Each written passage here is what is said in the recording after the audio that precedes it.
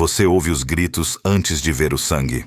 É 4 de janeiro de 2025, na Praia Brava, onde a areia deveria ser território de alegria. Mas o que está acontecendo ali é outra coisa. Um cachorro vira-lata chamado Orelha está sendo espancado com um objeto contundente por um grupo de 4 adolescentes. O crânio do animal estala sob o impacto. Ele tenta fugir, cambaleia, desmorona. Os agressores não param. Quando pessoas encontram Orelha horas depois, ele ainda respira. Mas são respirações que soam como súplicas. O sangue mancha a areia. Seus olhos, aqueles olhos que um dia confiaram em humanos, estão vidrados de dor e incompreensão. Na clínica veterinária, no dia seguinte, um médico veterinário examina os ferimentos e entende que não há salvação. O crânio fraturado, o cérebro danificado. A agonia sem fim. A eutanásia é a única misericórdia que restou para a Orelha. Ele morre em 5 de janeiro, longe da praia que era sua casa, cercado por estranhos bondosos que chegaram tarde demais. Mas antes de matar Orelha, os mesmos adolescentes tentaram afogar outro cão. Caramelo, um animal comunitário que vivia da bondade de turistas e moradores, foi erguido no colo por um deles e arremessado ao mar. Testemunhas viram, filmaram. Caramelo conseguiu nadar de volta, ofegante, apavorado. Orelha não teve a mesma sorte. O vídeo viraliza. O Brasil explode em fúria. Hashtags, protestos, vigílias com velas. Milhares de pessoas exigem justiça com uma intensidade que paralisa redes sociais. Cadeia, punição máxima, monstros. Os 4 adolescentes são identificados pela Polícia Civil. Seus nomes não são divulgados. O Estatuto da Criança e do Adolescente protege sua identidade. Eles responderão por maus tratos, mas como menores infratores. Medidas socioeducativas, talvez. Liberdade assistida. Talvez nem isso. Nenhum deles verá uma cela. Nenhum deles carregará o peso real de ter espancado um animal indefeso até a morte. Em alguns meses, quando a internet esquecer, eles voltarão às suas vidas. Novos nomes, novas cidades, novos começos que Orelha nunca terá. E você sente algo familiar observando essa história. Algo que ecoa de um passado que o Brasil nunca enterrou de verdade. Porque se você recuar 335 anos para uma fazenda no recôncavo baiano em 1690, encontrará a mesma cena. Outro cachorro, outros agressores jovens. A mesma impunidade vestida com roupas diferentes, falando a mesma língua de poder e privilégio.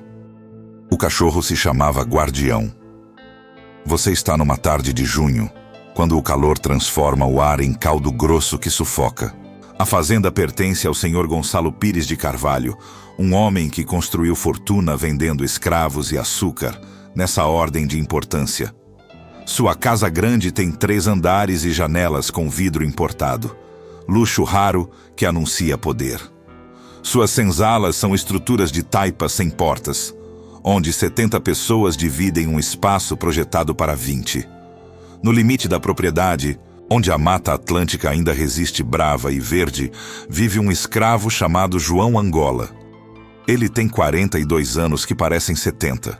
Chegou acorrentado num navio negreiro há 23 anos, quando ainda tinha nome verdadeiro em Kikongo e uma vida que não incluía correntes. Agora é apenas João Angola, como se Angola fosse sobrenome e não ferida aberta. E João Angola tem um cachorro. Guardião é um vira-lata magro, cor de terra molhada, com uma orelha rasgada de uma briga antiga com um gambá. Apareceu na senzala há 2 anos, faminto e coberto de carrapatos.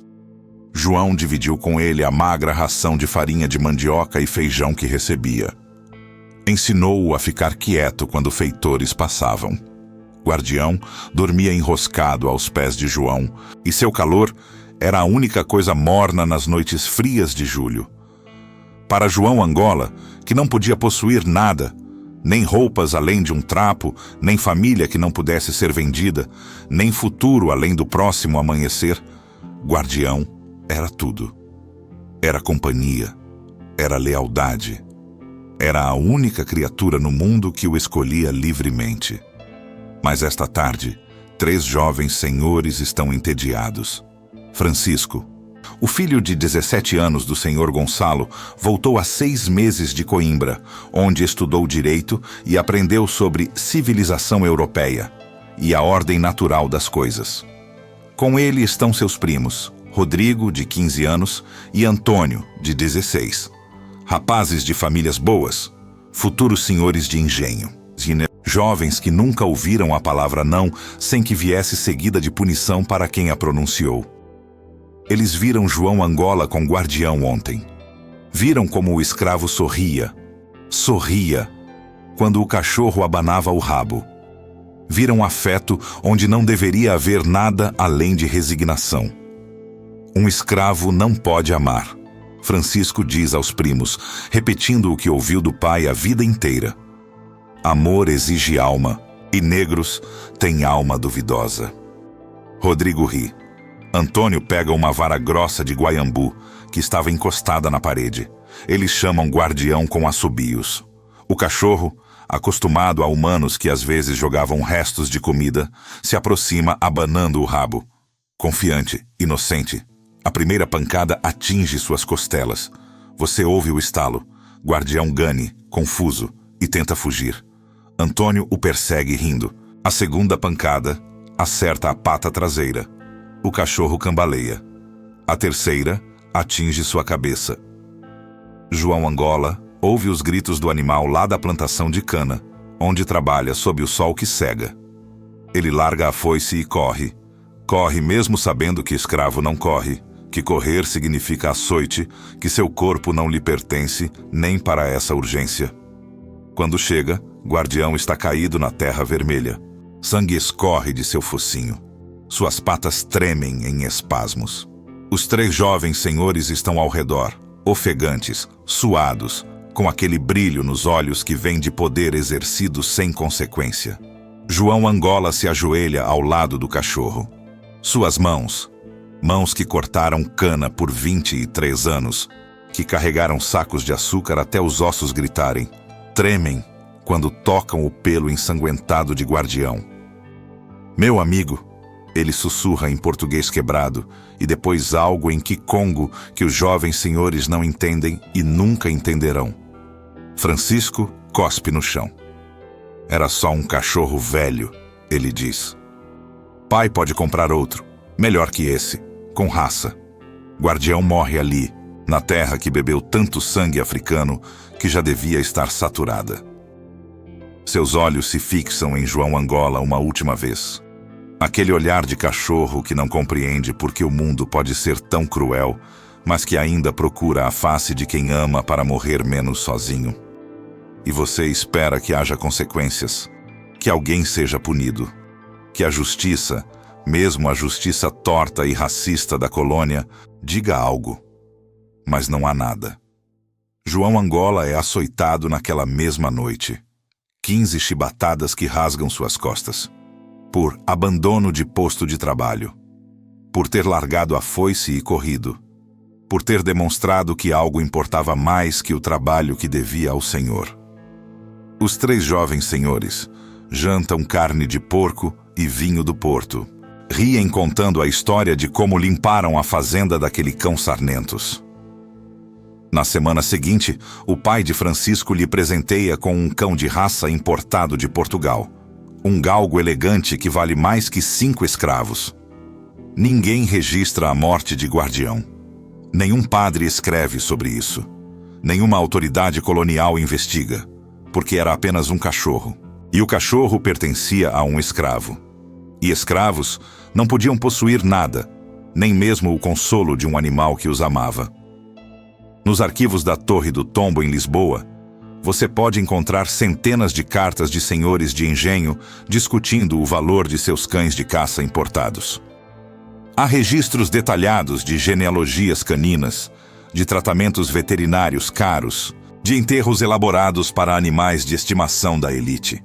Mas não há uma única linha sobre Guardião.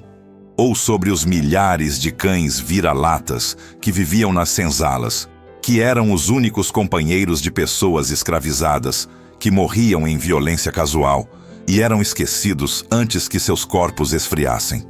Você precisa entender o que está vendo aqui. Não é coincidência, não é paralelo poético. É a mesma estrutura de poder, operando através dos séculos, usando as mesmas ferramentas, produzindo os mesmos resultados. Em 1690, 3 jovens senhores espancaram um cachorro até a morte porque podiam, porque ninguém os impediria, porque o animal pertencia a alguém que a sociedade considerava menos que humano e, portanto, o sofrimento não contava. Em 2025, 4 adolescentes espancaram orelha até a morte porque podiam, porque sabiam, mesmo que não articulassem conscientemente, que o sistema os protegeria, que suas idades, suas famílias, as leis feitas para proteger crianças, mas que frequentemente protegem pequenos monstros, os blindariam de consequências reais. A ferramenta mudou de vara de guaiambu para objeto contundente não identificado. A vítima mudou de um cachorro de senzala para um cachorro comunitário de praia. Os agressores mudaram de jovens senhores de engenho para adolescentes de classe alta. Mas a essência permanece idêntica. Violência gratuita encontra impunidade garantida quando as vítimas são consideradas descartáveis. Avance para 1755, para Salvador, onde um caso finalmente chega aos ouvidos do ouvidor geral da Bahia. Você está num sobrado com vista para a Baía de Todos os Santos, onde o mar é tão azul que parece irreal. O ouvidor, um homem chamado Sebastião da Rocha Pita, que se orgulha de sua racionalidade ilustrada, está lendo um relato enviado por um padre jesuíta. O relato descreve como o filho de um senhor de engenho em Santo Amaro, um rapaz de 19 anos, matou 6 cães de uma vez. Não por necessidade, não por defesa, por diversão. Reuniu os animais, todos os cães comunitários que vagavam pela vila, numa área cercada, e os apedrejou durante uma tarde inteira, enquanto outros jovens da elite local assistiam e apostavam quanto tempo cada animal demoraria para morrer. O padre pede intervenção. Cita Santo Tomás de Aquino sobre a crueldade com animais como sintoma de degeneração moral. Argumenta que jovens que praticam tais atos tornam-se adultos perigosos. Sebastião da Rocha. Pita lê o documento 2 vezes, tamborila os dedos na mesa de jacarandá. Finalmente, pega a pena e escreve sua resposta. Não cabe à coroa intervir em assuntos de disciplina doméstica e entretenimento de jovens fidalgos, desde que não perturbem a ordem pública. Animais vadios não possuem dono e, portanto, sua morte não constitui dano à propriedade alheia. Ademais, é preferível que jovens de sangue quente exercitem seus humores em bestas irracionais do que em escravos de valor, cuja morte representa prejuízo financeiro a seus senhores. Leia essa última linha novamente. O ouvidor geral da Bahia, a mais alta autoridade jurídica da capitania, está argumentando que é melhor que jovens violentos torturem animais do que escravos, porque escravos custam dinheiro. Não há consideração pelo sofrimento. Não há reflexão moral. Apenas cálculo econômico e conveniência social. Os jovens fidalgos não podem ser punidos porque são jovens fidalgos. A violência não importa se a vítima é descartável. O caso é arquivado. O jovem assassino de cães herda 3 engenhos de açúcar e vive até os 62 anos, respeitado em sua comunidade, pai de 11 filhos legítimos e incontáveis ilegítimos. Em 2025, 4 adolescentes matam Orelha e tentam afogar Caramelo. A Polícia Civil investiga. Identifica os suspeitos. Reúne provas, vídeos, testemunhas, exames periciais que confirmam a brutalidade. O trabalho policial é exemplar. A evidência é incontestável. Mas os adolescentes são menores de idade. O Estatuto da Criança e do Adolescente criado com a nobre intenção de proteger jovens vulneráveis de um sistema penal brutal, torna-se o escudo que protege pequenos torturadores. Seus nomes não podem ser divulgados. Suas faces não podem ser mostradas. Eles responderão por maus tratos, mas dentro de um sistema que prioriza medidas socioeducativas sobre consequências reais. Nenhum deles verá uma cela. Alguns meses de liberdade assistida, talvez. Serviço comunitário que cumprirão desinteressados. Terapia que fingirão levar a sério. E então, quando completarem 18 anos, seus registros serão lacrados, apagados. Como se Orelha nunca tivesse sangrado na areia. Como se Caramelo nunca tivesse lutado contra as ondas para não se afogar. Suas famílias, provavelmente com recursos para bons advogados, já estão organizando mudanças para outras cidades, novos começos, novas identidades, o privilégio de esquecer o que fizeram, negado eternamente às pessoas que amavam Orelha e que ainda veem seu sangue quando fecham os olhos. E você percebe, a estrutura é idêntica.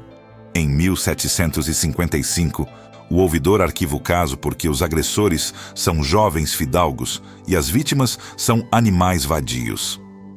Em 2025, o sistema judiciário protege os agressores porque são menores de idade e a vítima é apenas um cachorro. As palavras mudaram. A lógica permanece. Há humanos cujas ações não podem ter consequências porque seu status social os torna intocáveis. E há vítimas cujo sofrimento não conta porque a sociedade as considera descartáveis.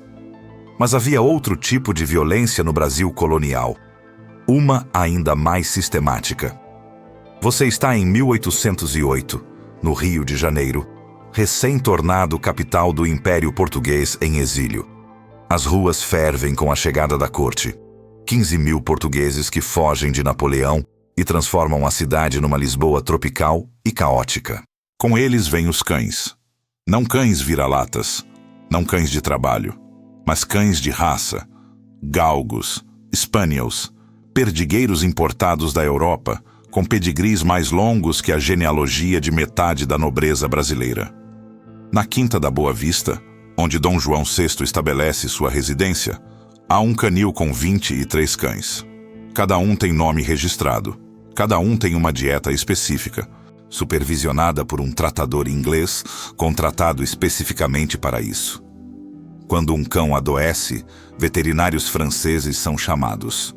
O custo anual de manutenção do canil real, 800.000 réis.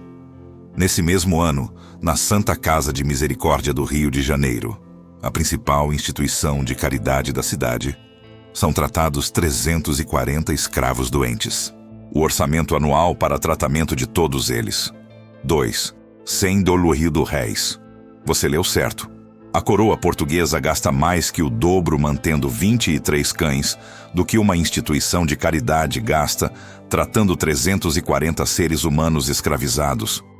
Mas fica pior. Em 1810, uma lei é promulgada no Rio de Janeiro, determinando que todos os cães vadios, aqueles sem coleira ou sem dono identificável, sejam capturados e mortos. A justificativa oficial é saúde pública e prevenção de raiva. A justificativa real é estética. Os nobres portugueses recém-chegados acham os cães vira-latas das ruas repugnantes e incompatíveis com uma capital imperial. Eles querem ruas limpas, europeias, onde apenas animais de raça circulam. Matilhas de capturadores percorrem as ruas. Qualquer cachorro sem coleira é laçado, jogado numa carroça e levado para fora da cidade. Lá, são mortos a pauladas, centenas por semana. Mas esses cães vadios tinham donos. Donos escravizados ou libertos pobres que não podiam comprar coleiras. Donos que trabalhavam o dia inteiro e deixavam seus animais livres porque não tinham quintais cercados. Donos cujo amor pelos bichos era idêntico ao amor dos nobres por seus galgos importados, mas cujo status social tornava esse amor irrelevante. Maria Congo, uma liberta que vendia acarajé na Praça 15, viu seu cachorro, Um vira-lata que ela chamava de Benedito. Ser laçado e arrastado enquanto ela gritava. Correu atrás da carroça por 3 quarteirões. Foi empurrada por um guarda. Benedito foi morto 2 horas depois. Não há registro de compensação. Não há investigação. Há apenas uma anotação num livro da municipalidade. Cão vadio removido conforme ordenança. Enquanto isso, quando um dos spaniels de Dom João VI morre de velhice, ele recebe um enterro no jardim da Quinta da Boa Vista. Uma cruz de mármore marca o local. O rei fica de luto por 1 semana. Avance para 1888. A escravidão foi abolida há apenas 3 semanas. Você está numa fazenda em Vassouras, no Vale do Paraíba, onde o café ainda reina supremo, embora seus trabalhadores agora sejam nominalmente livres. O antigo senhor, um barão de café que perdeu o título, mas não a riqueza, olha pela janela para as antigas senzalas. Nas últimas 3 semanas, a maioria dos ex-escravizados permaneceu. Para onde iriam? Não tem terra, não tem dinheiro. Não tem escolha que não seja continuar trabalhando por salários de miséria nas mesmas lavouras onde antes trabalhavam acorrentados. Mas houve mudanças, pequenas, mas significativas. Alguns construíram cercas ao redor de suas cabanas, plantaram hortas minúsculas, e muitos conseguiram cachorros. Pela primeira vez em suas vidas, essas pessoas podiam ter algo que fosse oficialmente seu. Um animal que nenhum senhor poderia vender. Uma companhia que a lei não podia arrebatar. O barão de café observa isso com desgosto. Negros com cachorros. Ele murmura para o visitante inglês que veio avaliar a fazenda. Olhe como se degradaram, dando comida a bichos quando mal têm para si mesmos. O inglês, um homem pragmático chamado Richard Burton, que escreveu extensamente sobre o Brasil, responde: talvez seja precisamente porque tem tão pouco que precisam de algo para amar. O barão cospe. Amor de negro por bicho. Que ridículo. Mas você, observando essa cena, entende algo que o barão nunca entenderá. Aqueles cachorros representavam liberdade. Não grande, não completa, mas real. Depois de 370 anos não podendo possuir nada, nem roupas, nem filhos, nem o próprio corpo. Aqueles cachorros vira-latas famintos eram a primeira propriedade verdadeira que milhões de brasileiros negros já tiveram. O primeiro amor que não podia ser vendido. A primeira lealdade que não seria açoitada. E por isso mesmo, eram alvos. Nos anos seguintes à abolição, em fazendas por todo o Brasil, cães pertencentes a ex-escravizados morrem em números suspeitos. Envenenados, espancados, mortos em acidentes que não enganam ninguém. Porque permitir que negros recém-libertos tivessem coisas que amavam, mesmo que fossem apenas cachorros magros que dividiam farinha de mandioca, era admitir que eram humanos completos. Era reconhecer que mereciam afeto e companhia. Era aceitar que a hierarquia havia mudado. E a elite brasileira de 1888 não estava pronta para aceitar isso. Assim como a elite de 1690 não estava. Assim como setores da sociedade de 2025 ainda não estão. Você precisa ver o padrão completo agora. Durante todo o período colonial e imperial brasileiro, a violência contra animais, especialmente cães, pertencentes a pessoas marginalizadas, nunca foi punida porque nunca foi considerada crime de verdade. Era vista como exercício legítimo de poder, como manutenção da ordem social, como lembrete de quem importava e quem não importava. Os jovens senhores que mataram Guardião em 1690 nunca foram punidos. O jovem fidalgo que apedrejou 6 cães em 1755 nunca foi punido. Os capturadores que mataram Benedito em 1810 foram pagos pelo trabalho. Os fazendeiros que envenenaram cães de ex-escravizados em 1888 nunca foram investigados. E em 2025, 4 adolescentes espancam orelha até quebrar seu crânio, tentam afogar Caramelo e a sociedade, a justiça, encontra formas de garantir que não sofram consequências reais. A ferramenta que o sistema usa mudou. Em 1690, era o status de jovem senhor. Em 1755, era assunto doméstico. Em 1810, era ordenança municipal. Em 1888, era omissão deliberada. Em 2025, é o ECA. Um estatuto criado para proteger crianças vulneráveis, sendo usado para blindar jovens torturadores. O espírito da lei sendo traído por sua letra. Mas a estrutura permanece a mesma. Garantir que certos humanos possam exercer violência sem consequência. Garantir que certas vítimas, animais pertencentes a pessoas pobres, marginalizadas ou, no caso de Orelha, a ninguém, não tenham seu sofrimento levado a sério. Há um momento específico que você precisa testemunhar. É 1822, em São Paulo, meses antes da independência. José Bonifácio de Andrada e Silva, o patriarca da independência, homem que Dom Pedro I chama de maior cérebro do Brasil, está escrevendo um ensaio que nunca será publicado em vida. Chama-se Apontamentos para a Civilização dos Índios Bravos do Império do Brasil. Mas contém uma seção sobre tratamento de animais que José Bonifácio considera reveladora do caráter nacional. Você lê sobre seu ombro: um povo que tolera crueldade gratuita a bestas irracionais nunca será verdadeiramente civilizado, pois a crueldade, uma vez normalizada, escala inexoravelmente. Aquele que espanca um cão sem razão hoje, açoitará um escravo sem piedade amanhã e oprimirá homens livres sem remorso depois. A compaixão é indivisível. Ou a possuímos para com todas as criaturas capazes de sofrer, ou não a possuímos verdadeiramente. José Bonifácio entendeu algo que o Brasil colonial recusou-se a aceitar, e que o Brasil de 2025 ainda resiste em admitir.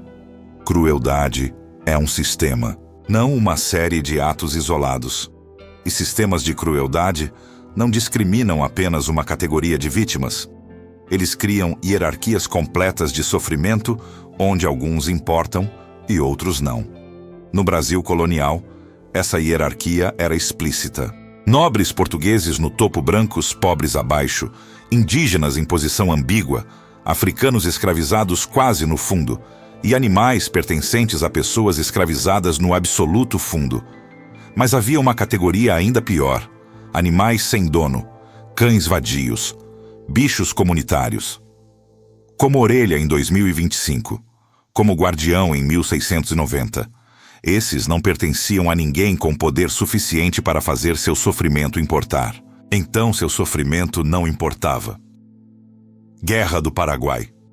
Você está numa trincheira em Tuiuti, onde 20 mil homens acabam de morrer no maior combate terrestre da América do Sul. Entre os mortos, há cães.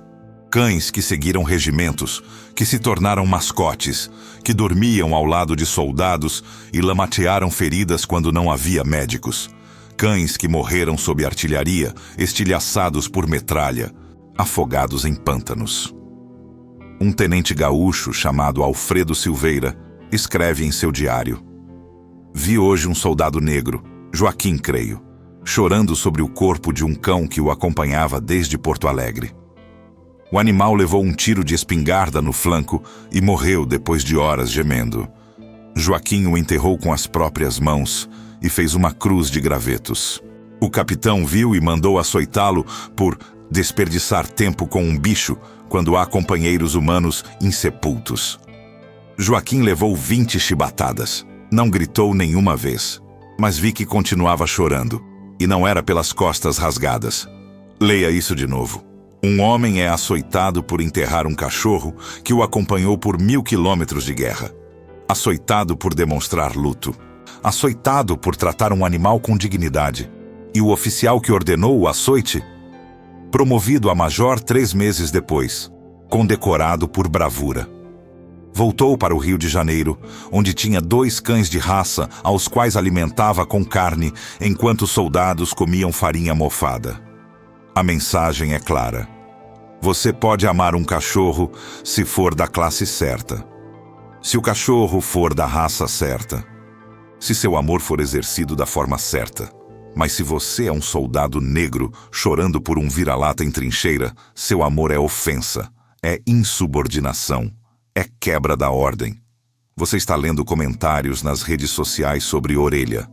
Milhões de pessoas expressam horror genuíno, choram, organizam vigílias, exigem justiça com fúria que estremece telas de celular.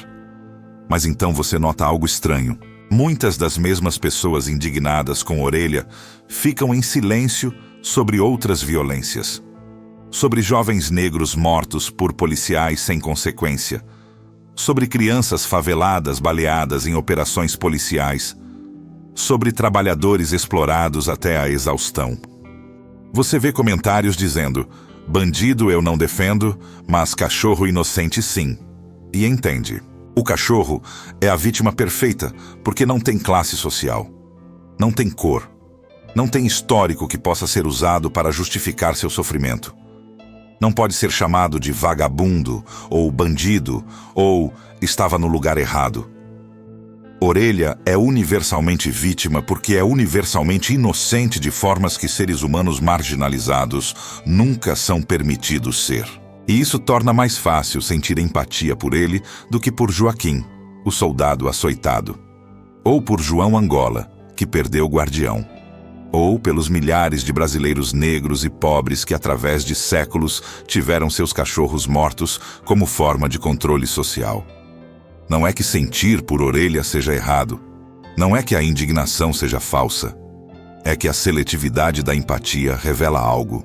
Ainda operamos sob a hierarquia de sofrimento herdada do Brasil colonial, onde algumas vítimas merecem luto público e outras não, onde alguns agressores devem ser punidos e outros protegidos. Os 4 adolescentes que mataram Orelha são protegidos pelo ECA porque são menores de idade. Mas quantos menores de idade negros e pobres foram e são julgados como adultos quando conveniente? Quantos jovens favelados de 16 anos foram descritos como elementos e ameaças em vez de crianças que o sistema deveria proteger? A lei protege seletivamente. A justiça funciona seletivamente. A empatia opera seletivamente. E essa seletividade tem 335 anos de prática. Você precisa ver onde isso leva. República Velha. São Paulo está se tornando metrópole. Avenidas largas, teatros, bondes elétricos. A elite cafeeira quer transformar a cidade em Paris dos trópicos. E Paris dos trópicos não pode ter cachorros vadios. Uma lei é aprovada. Todos os cães sem coleira e sem registro serão capturados e mortos. O registro custa $10.000, metade do salário mensal de um trabalhador braçal. Matemática simples. Trabalhadores pobres não podem registrar seus cães. Então, os cães de trabalhadores pobres serão mortos.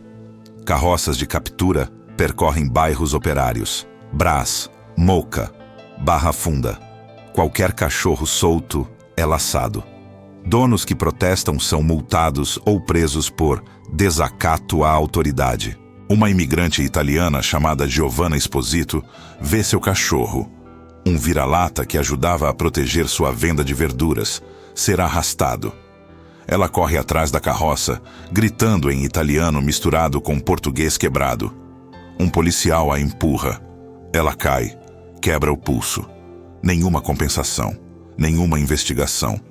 Seu cachorro é morto com outros 50 numa vala nos arredores da cidade.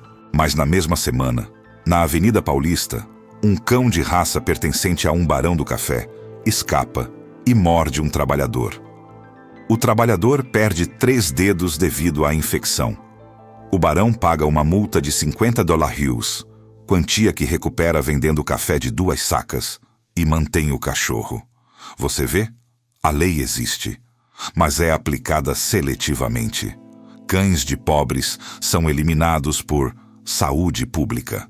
Cães de ricos mordem pessoas e permanecem. Ditadura militar. Você está numa favela no Rio de Janeiro, onde a repressão não é só política, é existencial. Um líder comunitário chamado Sebastião organizava aulas de alfabetização para crianças. O regime considerava isso subversivo. Povo que lê é povo que questiona.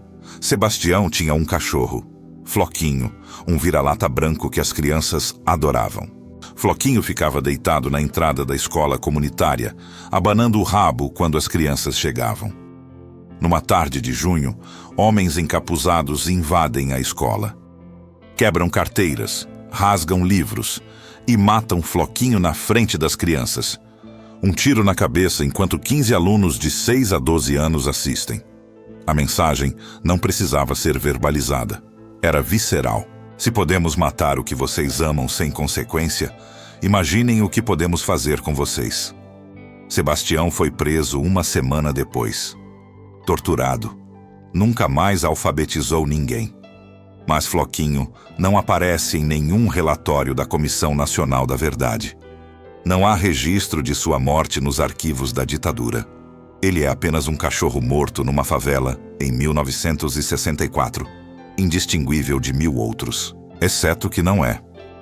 Floquinho foi morto como ferramenta de terror psicológico. Sua morte foi calculada para traumatizar crianças e quebrar a resistência de uma comunidade. Foi violência política exercida através de um animal, porque o animal pertencia a pessoas que o regime considerava subversivas. A técnica é antiga. Os senhores de engenho a conheciam. Os ditadores militares a refinaram. E ela persiste porque funciona. Rocinha, Rio de Janeiro. Operação policial. Você está numa viela quando ouve os tiros. Uma família corre para dentro de casa, mas o cachorro, Mel, uma vira-lata caramelo, está no portão. A dona, uma mulher chamada Cláudia, grita para a cachorra entrar. Mel não entende o perigo. Um policial vê o movimento, atira. Mel morre instantaneamente. Cláudia sai correndo, desesperada. Outro policial a empurra de volta. Era só um cachorro, ele diz. Podia ser um bandido sinalizando. Nenhuma investigação, nenhuma punição. No relatório oficial da operação, Mel não é mencionada. Não há contagem de animais mortos em operações policiais. Apenas de suspeitos neutralizados e apreensões realizadas. Mas Mel existiu. Mel era amada. E Mel morreu porque viveu numa favela onde vida, humana ou animal, é considerada descartável. Você está começando a ver o padrão sistêmico? Em 1690, Guardião morre porque pertence a João Angola, e escravos não podem ter coisas que amam. Em 1755, 6 cães morrem porque jovens fidalgos estão entediados, e autoridades coloniais consideram isso aceitável. Em 1810, Benedito morre porque leis estéticas priorizam gostos de nobres sobre afetos de pobres. Em 1888, cães de ex-escravizados morrem para manter hierarquias mesmo após a abolição. Em 1902, cães de trabalhadores morrem porque registros custam dinheiro que trabalhadores não têm. Em 1964, Floquinho morre como ferramenta de terror psicológico contra a comunidade favelada. Em 2011, Mel morre porque vida em favela é descartável. Em 2025, Orelha morre na Praia Brava porque 4 adolescentes sabem, conscientemente ou não, que o sistema os protegerá. A violência atravessa séculos. As vítimas mudam de nome, mas não de natureza. Sempre animais pertencentes a marginalizados, ou animais comunitários que ousam existir em espaços que a elite considera seus. E a impunidade atravessa séculos. As justificativas mudam. Status social, leis municipais, procedimentos judiciais. Mas o resultado permanece. Agressores não sofrem consequências reais. Mas há uma diferença entre Orelha e Guardião que você precisa entender. Quando o Guardião morreu em 1690, João Angola chorou sozinho.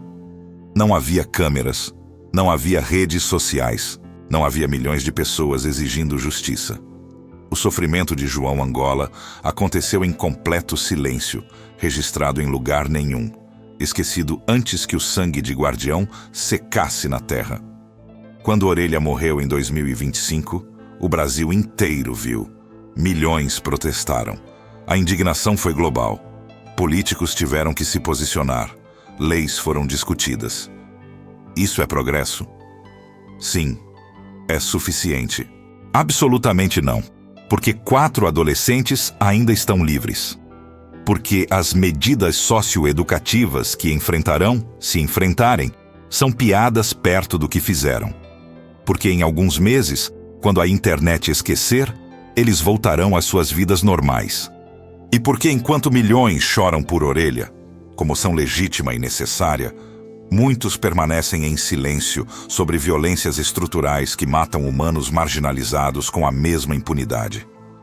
O Brasil de 2025 evoluiu o suficiente para se indignar com a morte de um cachorro. Ainda não evoluiu o suficiente para garantir que os assassinos sejam punidos de verdade. E definitivamente não evoluiu o suficiente para aplicar essa mesma indignação consistentemente a todas as formas de violência contra os vulneráveis.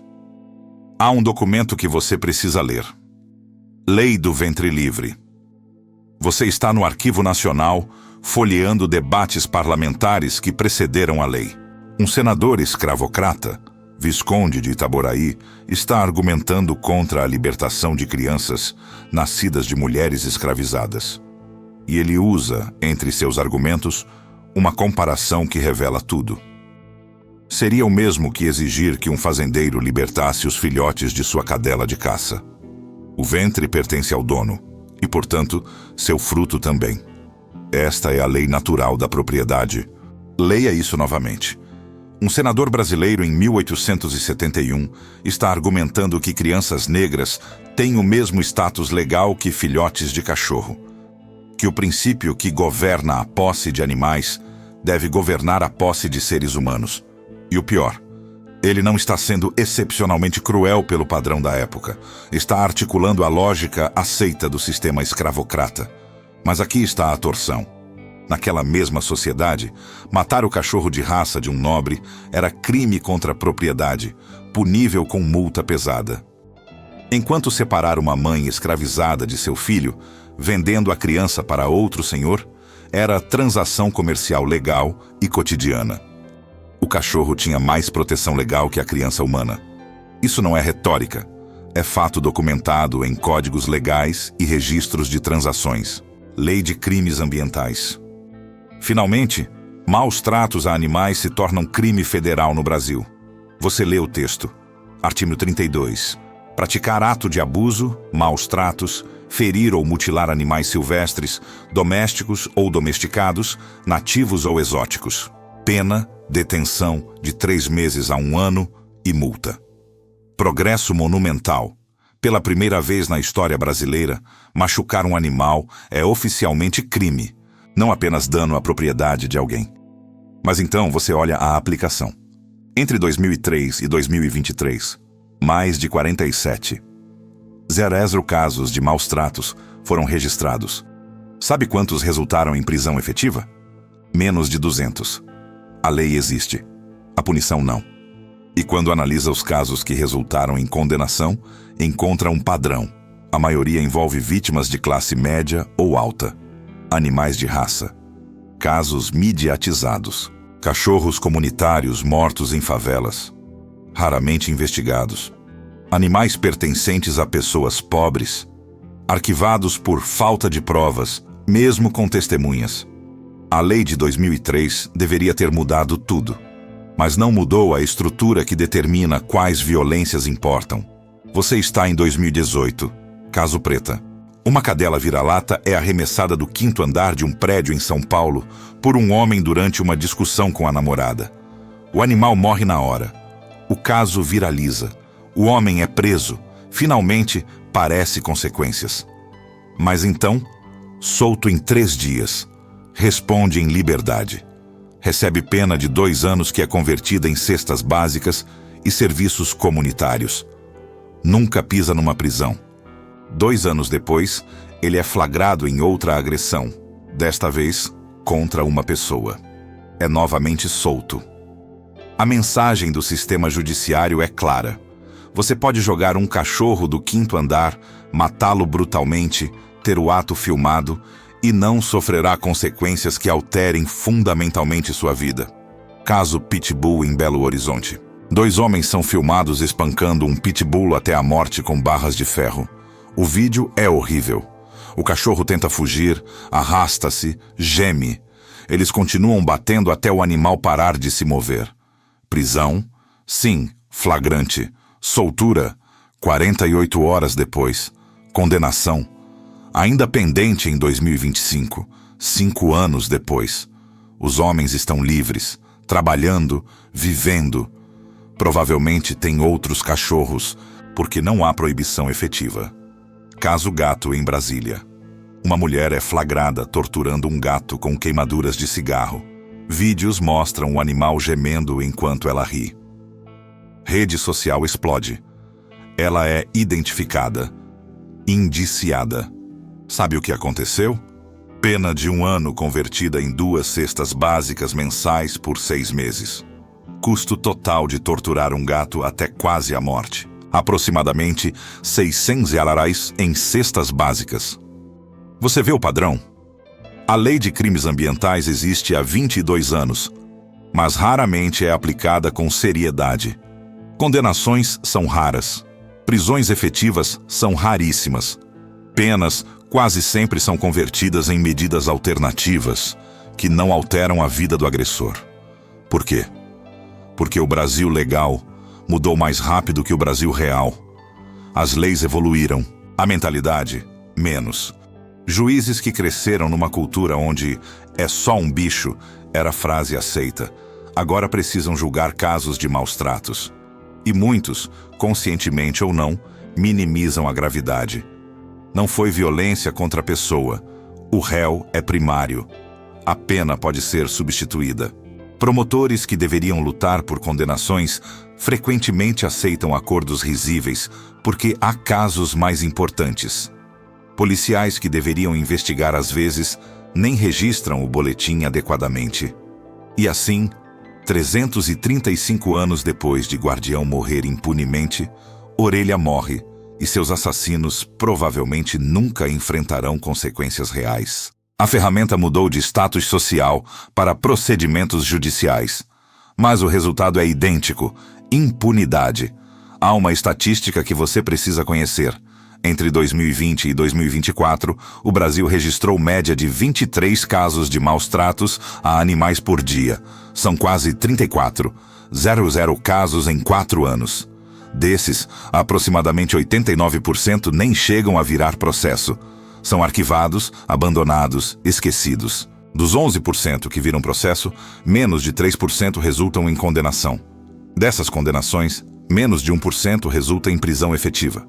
Então, de cada 10, 00 animais torturados no Brasil, talvez 30 casos resultem em alguma forma de punição real ao agressor.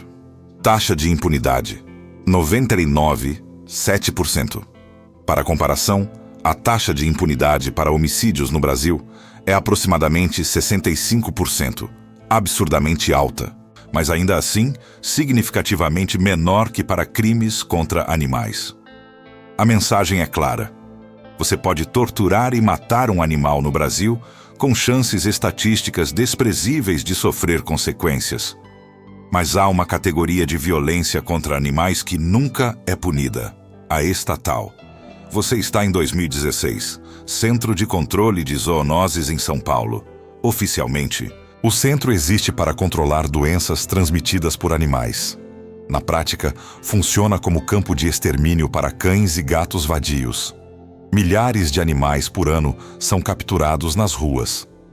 Alguns têm donos que os perderam. Alguns são comunitários. Alguns são simplesmente cães e gatos que ousaram existir em espaço público. Por lei, esses animais deveriam ficar disponíveis para adoção por 5 dias antes da eutanásia. Na prática, muitos são mortos em 48 horas, alguns em método considerado legal, injeção letal. Outros em métodos que violam todas as diretrizes éticas, câmara de gás que causa asfixia lenta. Quando ativistas denunciam, a prefeitura responde com jargão burocrático: procedimentos sanitários necessários, controle populacional, dentro das normas. Não há punição para funcionários que aceleram eutanásias. Não há investigação sobre métodos cruéis. Não há transparência sobre números, porque é violência estatal. E violência estatal contra os vulneráveis, sejam humanos ou animais, raramente é punida no Brasil. A mesma estrutura que permite que centros de zoonoses matem milhares de animais sem transparência é a que permite que 4 adolescentes matem orelha sem consequências reais. A mesma lógica que protegia jovens senhores coloniais protege jovens agressores contemporâneos. A mesma hierarquia que determinava que guardião não importava, determina que orelha, apesar da comoção pública, não importa o suficiente para que o sistema funcione. Você está em janeiro de 2025 lendo comentários sobre o caso Orelha. Esses monstrinhos precisam pagar. Cadeia perpétua. Justiça para Orelha. A indignação é genuína. É importante. Mas você sabe o que vai acontecer. Dentro de um mês, outro caso vai viralizar. Orelha será esquecido por todos, exceto poucos que o amavam. Os 4 adolescentes cumprirão algumas horas de serviço comunitário, fingirão arrependimento em alguma sessão de terapia obrigatória e, aos 18 anos, terão suas fichas limpas. Porque o Brasil aprendeu a sentir indignação. Ainda não aprendeu a transformar indignação em mudança sistêmica. Aprendemos a chorar por vítimas individuais. Ainda não aprendemos a destruir as estruturas que produzem vítimas. Aprendemos que matar cachorro é errado. Ainda não aprendemos que impunidade consistente revela valores verdadeiros de uma sociedade. Há uma última cena que você precisa testemunhar. É 1695, de volta àquela fazenda em Pernambuco. João Angola está enterrando o guardião num canto da mata, onde espera que ninguém encontre. Ele não tem palavras para dizer. Foram espancadas dele há tanto tempo que às vezes esquece que teve uma língua antes do português quebrado que agora fala. Mas enquanto cobre o corpo magro do cachorro com terra vermelha, ele murmura algo em Kikongo. Uma oração antiga.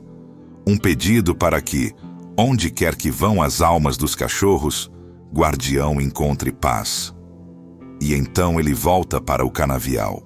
Porque o sol ainda não se pôs e a cana a cortar. Porque luto é luxo que escravos não podem pagar. Porque o mundo continua indiferente ao sofrimento dele e de guardião. Ninguém registra essa cena. Ninguém sabe o que aconteceu.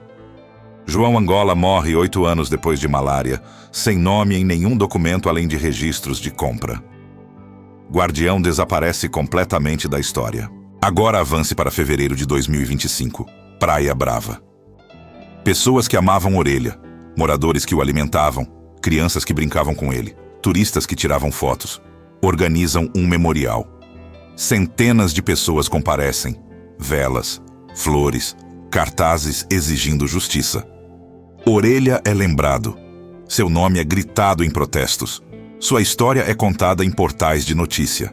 Por algumas semanas, ele importa. Isso é progresso. Real. Mensurável.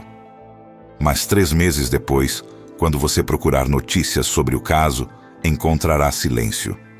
Nenhuma atualização sobre os adolescentes. Nenhuma informação sobre punições. Apenas silêncio que soa exatamente como o silêncio que engoliu Guardião 330 anos atrás. A verdade que o Brasil precisa confrontar é esta. Evoluímos o suficiente para reconhecer que matar animais indefesos é horrível. Ainda não evoluímos o suficiente para punir consistentemente quem faz isso.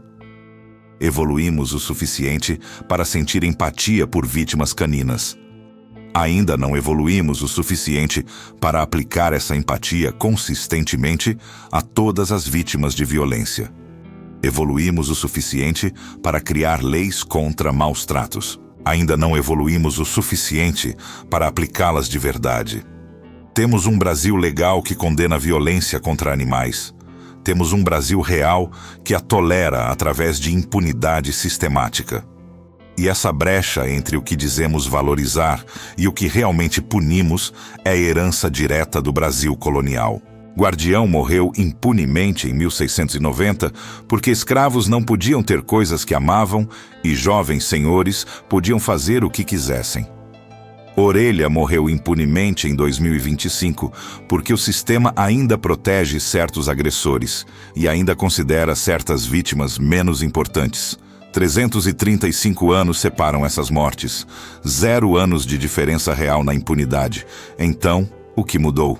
Agora temos leis, temos consciência pública, temos indignação nas redes sociais, temos vigílias e protestos, temos tudo exceto a única coisa que importa: consequências reais para agressores. E até que tenhamos isso, até que um adolescente que espanca um cachorro até a morte enfrente punição que o faça e aos outros pensarem 2 vezes, Orelha não será o último. Haverá outro cachorro, outro grupo de agressores, outra explosão de indignação, outro ciclo de comoção sem consequência.